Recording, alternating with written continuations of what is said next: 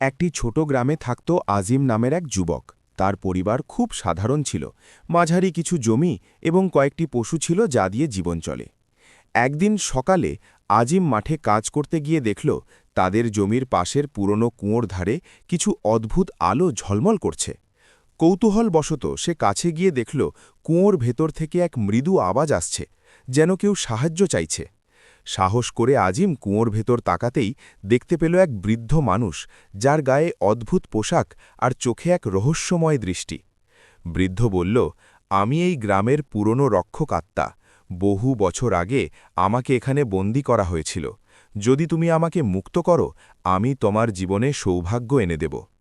আজিম কিছুক্ষণ দ্বিধায় থাকলেও তার মনের ভেতর এক অজানা বিশ্বাস জেগে উঠল। সে কুয়োর দড়ি নামিয়ে বৃদ্ধকে টেনে তুলল। মুহূর্তেই চারপাশে আলো ছড়িয়ে পড়ল, আর বৃদ্ধ মিলিয়ে গেল বাতাসে।